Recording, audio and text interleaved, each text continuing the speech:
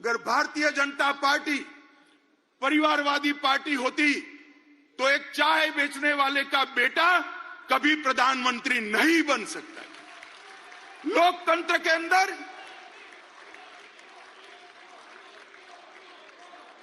मित्रों, लोकतंत्र के अंदर ये बहुत जरूरी है सबको समान अवसर मिले, सबके अंदर ईश्वर दत्त शक्तियां जो पड़ी हैं वो ईश्वर दत्त शक्तियों के आधार पर उसको आगे बढ़ने का मौका मिले और वो केवल और केवल भारतीय जनता पार्टी में विद्यमान है और किसी दल में नहीं। भाई और बहनों, मोदी जी एक गरीब परिवार से, गरीब मतलब आप कल्पना नहीं कर सकते, इतने गरीब परिवार से इस देश के सम्मानीय प्रधानमंत्री बने जिन्होंने पूरे विश्व में देश को सम्मान दिलाया, गौरव दिलाया, प्रस्थापित।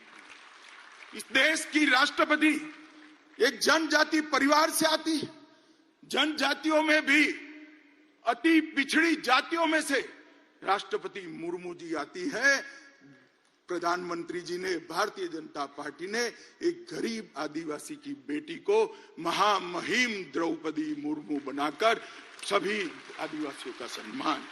इस देश का उपराष्ट्रपति एक किसान का बेटा, खेत जोतने वाले का बेटा इस देश का उपराष्ट्रपति बना है। मित्रों, मैं खुद कह मानता हूं कि भारतीय जनता पार्टी में बूथ का काम करने वाला एक व्यक्ति देश का प्रधानमंत्री भी बन सकता है, राष्ट्रपति भी बन सकता है। और वो केवल और केवल भारतीय जनता पार्टी में ये सहूलियत उपलब्ध है क्योंकि हमने हमारी पार्टी को लोकतांत्रिक पार्टी बनाकर रखा है। मित्रों, ये परिवारवादी पार्टियां जो अपने बेटे बेटियों के लिए काम करती है वो देश का कल्याण नहीं कर सकती। केवल और केवल राष्ट्र प्रथम के नारे के साथ आगे बढ़ रही भारतीय जनता पार्टी, मोदी जी के नेतृत्व में आगे बढ़ रही भारतीय जनता पार्टी ही देश का कल्याण कर सकती है। मित्रों, इस देश में जब से हमारा संविधान बना, हमारे संविधान के अंदर पंथ निरपेक्षता को बहुत बड़ा महत्व दिया गया। और ये देश आज से नहीं, हजारों सालों से पंथ निरपेक्षता के आधार पर, बिन सांप्रदायिकता के आधार पर चलता रहा। राज्य का कभी कोई धर्म नहीं होता है, सबको अपना धर्म बनाने की, मानने की और उसका अनुसरण करने की छुट्टी भी है, मुक्ति भी है। परंतु कांग्रेस पार्टी ने वोट बैंक की रचना करने के लिए संविधान की उदात्त भावनाओं में भी विकृति डालकर पंथ निरपेक्षता को तुष्टीकरण की राजनीति से दूषित किया। मित्रों, मैं आज आप सबके सामने कहना चाहता हूं, ये कांग्रेस पार्टी जिसने भगवान श्री राम के अस्तित्व को नकारा और एफिडेविट पर नकारा, बाद में उनको एफिडेविट वापस ले। ट्रिपल तलाक का कानून जो केवल और केवल महिलाओं को, मुस्लिम महिलाओं को उनके अधिकार देने का कानून है, इसका आपने विरोध किया। यूसीसी जो कांग्रेस के समय में ही संविधान निर्माता एक लक्ष्य देश के लिए रख कर गए थे, उत्तराखंड सरकार यूसीसी लाई, कांग्रेस ने इसका भी विरोध किया। मित्रों, धारा 370 जब संविधान बना तब एक तय था कि टेम्पररी का मतलब है उचित समय पर उसको हटा देना, मगर 70 साल तक उचित समय आया नहीं। धारा 370 के कारण कश्मीर के अंदर अलगाववाद बढ़ा, उग्रवाद बढ़ा, पाकिस्तान को अंदर पैर रखने की भूमि मिली और 40,000 से ज्यादा लोग मारे गए। मगर तुष्टीकरण की राजनीति ने धारा 370 को हटाने नहीं दिया। इस देश की जनता ने मोदी जी को दूसरी बार पूर्ण बहुमत दिया। 5 अगस्त 2019 को मोदी जी ने धारा 370 को समाप्त कर दिया और आज कश्मीर एक नए युग के साथ आगे बढ़ रहा है। PFI पर बैन हमने लगाया, तब भी कांग्रेस और इंडिया अलायंस के लोगों ने टेढ़े मेढ़े बयान किए। दक्षिण भारत की महान परंपरा, तमिलनाडु की महान परंपरा, पवित्र सेंगोल को हमने पार्लियामेंट के अंदर बड़ी पवित्रता से प्रस्तावित किया। इसका भी कांग्रेस पार्टी और उनके साथियों ने विरोध किया। ये जहां भाजपा विजयी होती है उन राज्यों को गौमूत्र स्टेट कहते हैं। ये लोग संविधान पर पहला अधिकार, देश के खजाने पर पहला अधिकार माइनॉरिटी का है, ये मान्यता रखने वाले हैं। मोदी जी का कहना है देश के खजाने पर पहला अधिकार गरीब का है, दलित का है, आदिवासी का है, पिछड़े। जाकिर नाइक को मैसेंजर ऑफ पीस का सर्टिफिकेट देते हैं। भगवा आतंकवाद के नाम से पूरे सनातन धर्म को बदनाम करते हैं। और मित्रों, अंतिम चरम सीमा तो तब आ गई जब 550 साल के बाद इस देश में उत्सव का क्षण आया। रामलला का प्रधानमंत्री जी प्राण प्रतिष्ठा करने वाले थे। रामलला के मंदिर की प्राण प्रतिष्ठा में न्यास ने कांग्रेसियों को भी निमंत्रण भेजा, मगर उन्होंने तुष्टीकरण की राजनीति करना तय माना, इसको ठुकरा दिया। मैं आज यहां से कांग्रेस पार्टी को चेतावनी देना चाहता हूं। आपने रामलला की प्राण प्रतिष्ठा के निमंत्रण को ठुकराकर केवल ये ऐतिहासिक पल में हिस्सेदार होने से आप नहीं कतराए हैं, आपके देश के महान बनने की प्रक्रिया से अपने आप को दूर कर लिया है। देश की जनता इसको देख भी रही है और याद भी रख रही है। मित्रों, खैर वो आए ना आए, भारतीय जनता पार्टी तुष्टीकरण में नहीं मानती है।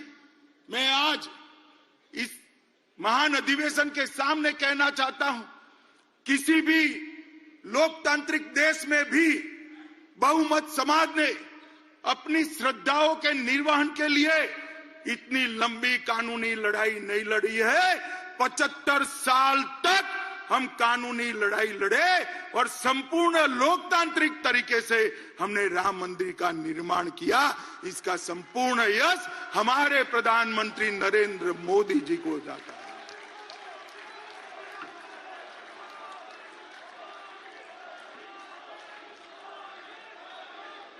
भाइयों और बहनों, ये कांग्रेस पार्टी और इंडिया अलायंस वाले, ये कांग्रेस पार्टी और इंडिया अलायंस वाले हम पर आरोप लगाते हैं कि भारतीय जनता पार्टी अस्थिरता फैलाती। मैं तो ज्यादा जवाब नहीं देता, मगर चुनाव का समय आया है, जनता के सामने सच रखना चाहिए। मैं आज ये कहने आया हूं कि कांग्रेस पार्टी की कभी से, जब से इंदिरा जी प्रधानमंत्री बनी तब से ना लोकतंत्र में श्रद्धा है, ना लोकतांत्रिक प्रक्रियाओं में श्रद्धा है। इन्होंने न्यायपालिका, ब्यूरोक्रेसी, मीडिया, चुनाव आयोग, कैग जैसी सभी संवैधानिक संस्थाओं का धज्जियां उड़ाने का काम किया है। इमरजेंसी ये आपकी ही देन थी साहब, आप भूल जाते हो। पूरे देश को जेल खाना बनाकर रख लिया था, पूरा विपक्ष जेल के अंदर बंद था। और आर्टिकल 356 सरकारें तोड़ने का जो रिकॉर्ड, आज से मैं बहुत सोच समझकर मेरा स्टेटमेंट करता हूं, आज से 100 साल बाद भी कांग्रेस पार्टी का रिकॉर्ड कोई तोड़ नहीं पाएगा। इतनी सरकारें आपने गिराई। मित्रों, कांग्रेस पार्टी ने 90 बार आर्टिकल 356 का प्रयोग किया, 50 बार अकेली इंदिरा गांधी जी ने किया। 40 क्षेत्रीय दलों की सरकार एक कांग्रेस पार्टी ने गिराई। 3 केंद्र की सरकार, चौधरी चरण सिंह, चंद्रशेखर जी, देवगौड़ा जी और गुजराल, ये 4 सरकारों को गिराने का काम भी कांग्रेस पार्टी ने किया है। और मित्रों, ये हमें कहते हैं जुडिशरी कोई फैसला देगी, न्याय करेगी, तो इस पर टिप्पणियां कर कर जुडिशरी को डराते हैं। मैं कांग्रेस पार्टी को याद कराता हूं, 1973 में 3 वरिष्ठ जजों को कुदाकर जस्टिस सेहलत, जस्टिस ग्रोवर, और जस्टिस हेगड़े को कुदाकर आपने एएन रे को सर्वोच्च न्यायाधीश बनाया, क्योंकि आप रायबरेली का फैसला आपके खिलाफ आ गया था। मित्रों, हमने कभी जुडिशरी के खिलाफ इस प्रकार के षड्यंत्र नहीं किए।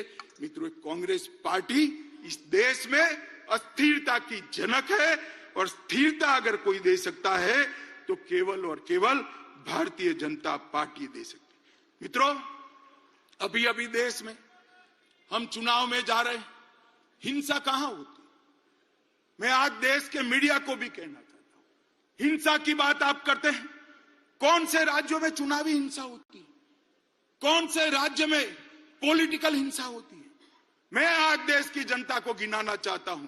केरल, हमारे 100 से ज्यादा कार्यकर्ता शहीद हो गए, 300 से ज्यादा कार्यकर्ता अपाहिज हो गए। किसका शासन है? इंडिया अलायंस का शासन है। बंगाल, सैकड़ों कार्यकर्ता मौत के घाट उतार दिए गए। हमेशा चुनाव में धांधली, गपलेबाजी और हिंसा होती रही। किसका वहां राज है? ममता दीदी का राज है, इंडिया अलायंस का राज है। बिहार में भी जंगल राज था, तब 100-100 किलोमीटर दूर मतपेटियां मिलती थी। किसका राज था? इंडिया अलायंस का राज था। यूपी में भी चुनाव का रेगिंग होता था। हमारी सरकारों में कभी रेगिंग नहीं हुआ। किसकी सरकार थी? आपकी सरकार थी।